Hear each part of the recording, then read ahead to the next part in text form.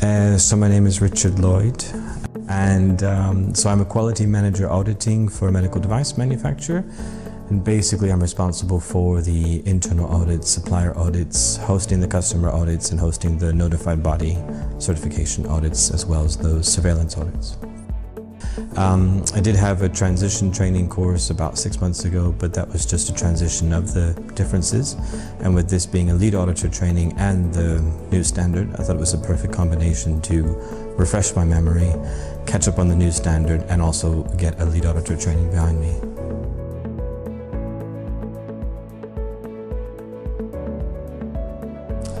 Prior knowledge is very helpful because sometimes we were talking at a certain level with some quotes and references and abbreviations that are typical of auditing and typical of the ISO standard.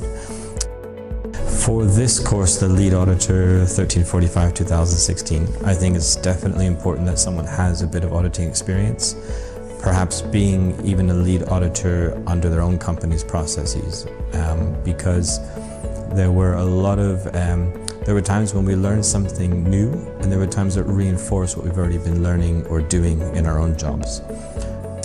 So it's, I guess in summary, there is some experience necessary in the industry with the standard.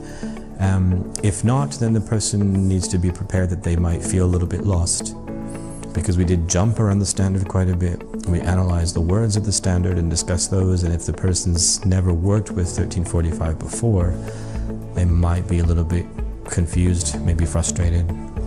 So experience is definitely necessary with the standard.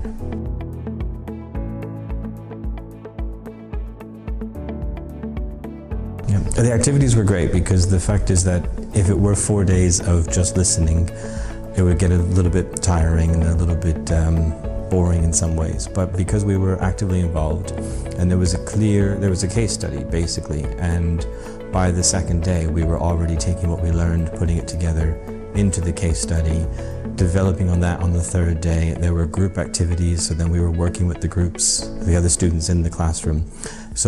And there was always a lot of feedback. So once we did one section, there was more discussions and feedbacks on that section. So we were able to see what we did correctly or what we could have improved upon, and then even have some debates regarding how we interpreted the different parts of the standards. And that was the best part because it was very interactive, not just sitting and learning. And then it was very clear when the instructor wanted to give us something to learn and said, okay, let me go through this with you. And then it was very clear, we're going to take more knowledge, more notes, reference some more slides in our material to be able to use for the next step in the case study.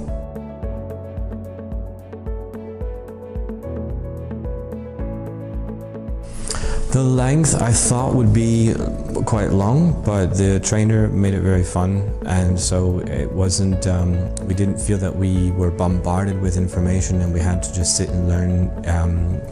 We shared stories, he listened to us, allowed us to talk, allowed us to ask questions, was very clear and very concise in his communication as far as this is what we're going to do now, this is the topic. There was always something different happening within the course. So the 4 days, the long day, it was actually not very tiring, not problematic. I did not feel overstressed, I did not feel understressed, I did not feel bored. It was just the right amount of information, activities, communication with the instructor, breaks, so that it was a perfect balance. I would like to say he was absolutely fantastic.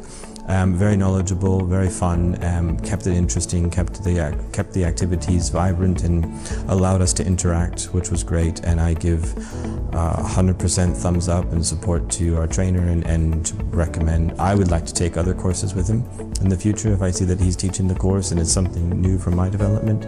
And I've done a lot of professional courses and trainings and classes, and I have to say he's one of the best I've seen.